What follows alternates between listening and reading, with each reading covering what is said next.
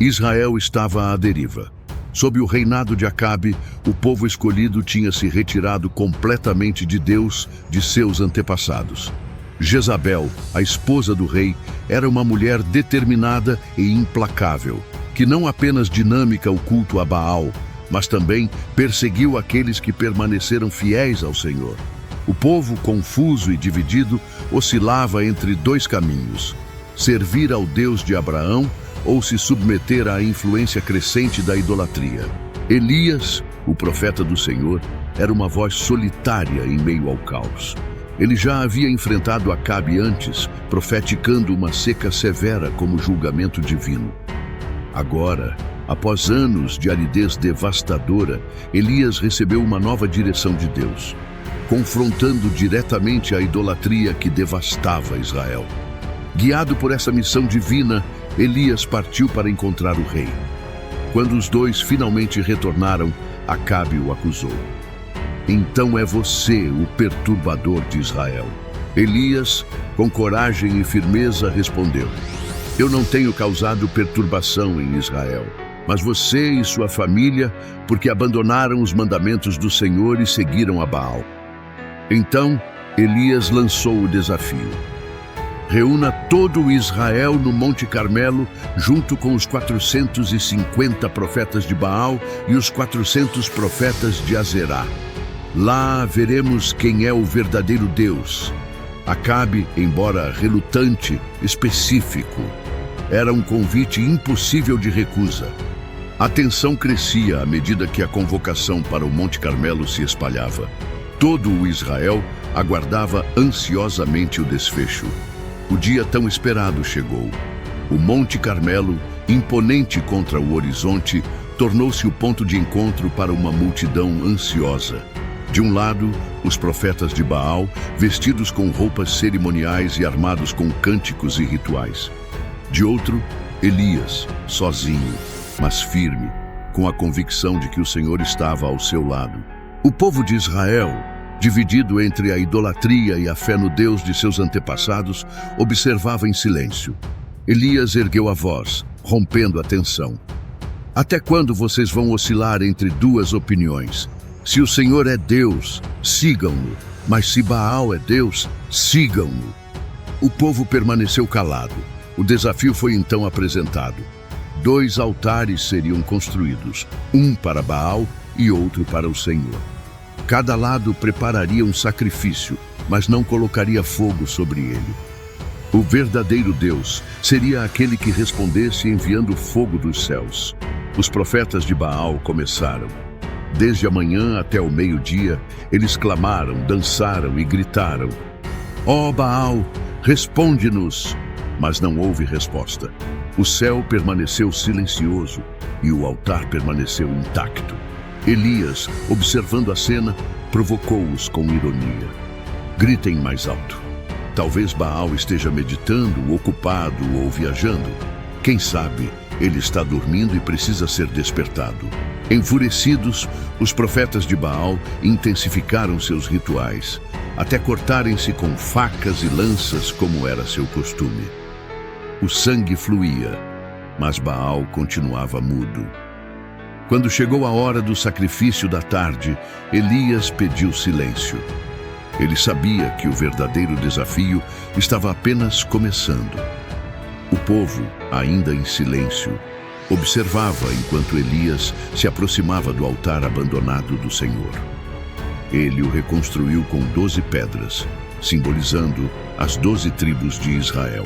Um lembrete do pacto eterno entre Deus e seu povo. Com cuidado, Elias empilhou a lenha sobre o altar, preparou o sacrifício e cavou uma valeta ao redor. Então, surpreendendo a todos, ele fez algo incomum. Ordenou que trouxessem 4 jarros grandes de água e os derramassem sobre o sacrifício e a lenha. Ele repetiu o pedido 3 vezes até que a água escorresse e enchesse a valeta ao redor do altar. Assim ninguém dirá que o fogo veio de mãos humanas, disse Elias, enquanto um murmúrio de espanto percorria a multidão. Em seguida, Elias se retira, atrai os olhos aos céus e orou com simplicidade: Senhor, Deus de Abraão, Isaque e Israel, que hoje fique conhecido que tu és Deus em Israel e que eu sou teu servo, e fiz todas essas coisas por ordem tua. Responda-me, Senhor, para que este povo saiba que tu, ó Senhor, és Deus e que estás trazendo o coração deles de volta para ti. A oração foi breve, mas transmitida de fé e propósito. O silêncio no Monte Carmelo era absoluto, enquanto todos esperavam uma resposta. De repente, um clarão desceu do céu.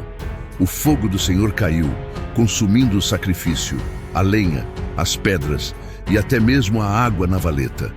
O calor era intenso e a luz ofuscante. O povo, tomado pelo poder e majestade do Senhor, caiu de joelhos. Gritos ecoaram por toda parte. O Senhor é Deus! Ó Senhor é Deus! O Monte Carmelo estava envolto em um silêncio reverente após a descida do fogo celestial. O brilho intenso desapareceu, mas a lembrança do poder divino permaneceu gravada nos olhos e corações de todos. O sacrifício, a lenha, as pedras e até mesmo a água que encharcava o altar haviam sido consumidos em um instante. O povo de Israel, que antes oscilava entre a dúvida e a idolatria, agora se prostrava em adoração. Suas vozes, antes caladas pelo medo e pela incerteza, uniram-se em um grito que ecoava pelo vale. O Senhor é Deus! O Senhor é Deus! Elias, movido pela urgência de purificar a nação, ordenou que os sacerdotes de Baal fossem capturados. Sem hesitação, o povo obedeceu, levando-os até o riacho de Quizon, onde foram eliminados. Era um ato de justiça divina, uma remoção física e simbólica do domínio corrupto que havia afastado Israel do verdadeiro Deus. Enquanto isso, Acabe, que assistira a tudo em silêncio, permanecia pasmo diante da exibição do poder do Senhor. Elias, percebendo a importância daquele momento, aproximou-se do rei e declarou: "Agora vá, coma e beba, pois já ouço o som de chuva pesada." A seca que por anos assolara a terra estava prestes a terminar. O céu, ainda limpo, parecia contradizer as palavras de Elias, mas o profeta sabia que Deus estava no controle. Ele subiu ao topo do Monte Carmelo para orar novamente, buscando a intervenção divina mais uma vez. No topo do Monte Carmelo, Elias se ajoelhou em oração, com o rosto inclinado ao chão. Apesar do céu limpo e do silêncio que pairava sobre a terra, ele sabia que a promessa de Deus seria cumprida. A seca que assolava Israel por anos estava chegando ao fim, mas Elias sabia que deveria orar fervorosamente até ver a manifestação da resposta divina. Elias pediu ao seu servo que subisse para olhar em direção ao mar e verificar qualquer sinal de chuva. O servo voltou e, com um tom de dúvida, disse: "Não há nada." Sem se abalar, Elias continuou orando. 7 vezes ele enviou o servo, e na 7ª vez, o jovem retornou com uma notícia que parecia pequena, mas carregava um significado imenso. Uma nuvem, pequena como a mão de um homem, está se levantando do mar. Elias se levantou com determinação. Ele sabia que aquela pequena nuvem era o início de uma grande obra. Voltando-se ao servo, disse: "Vá e diga a Acabe: prepare o seu carro e desça, antes que a chuva o impeça." Enquanto Elias ainda falava, os ventos começaram a soprar e o céu rapidamente se encheu de nuvens escuras. O som distante do trovão anunciou a chegada de uma chuva torrencial. A terra seca e rachada finalmente sentiu o toque renovador da água, um sinal claro da misericórdia de Deus.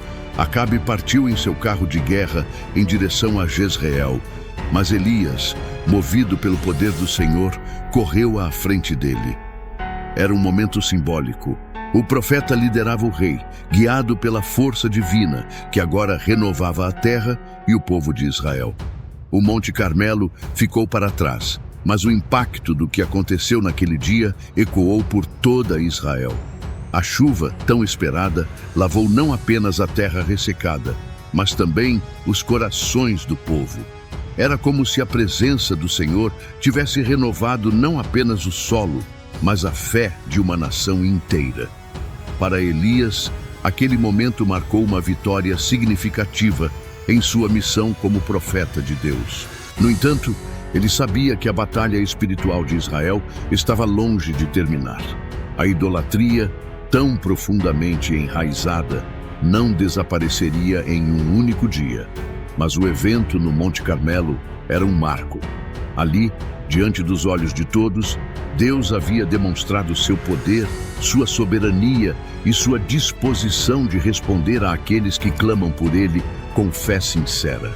O povo, antes dividido e confuso, testemunhou algo inegável. O Senhor não era apenas um Deus entre outros, mas o único Deus verdadeiro. Elias havia cumprido seu papel, não apenas como profeta, mas como um instrumento para trazer o povo de volta ao caminho do Senhor. Esse legado não foi apenas uma vitória pessoal de Elias, mas um lembrete eterno de que Deus age com poder para transformar situações desesperadoras em oportunidades para sua glória.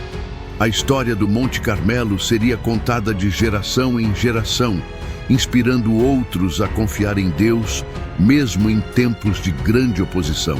Elias, fortalecido por sua fé e pelo poder do Senhor, continuou sua jornada como profeta, sabendo que sua missão estava longe de terminar.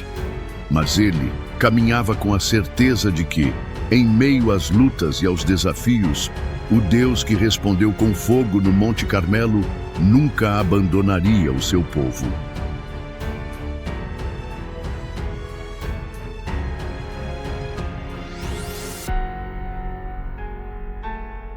Muito obrigado por ter assistido até aqui.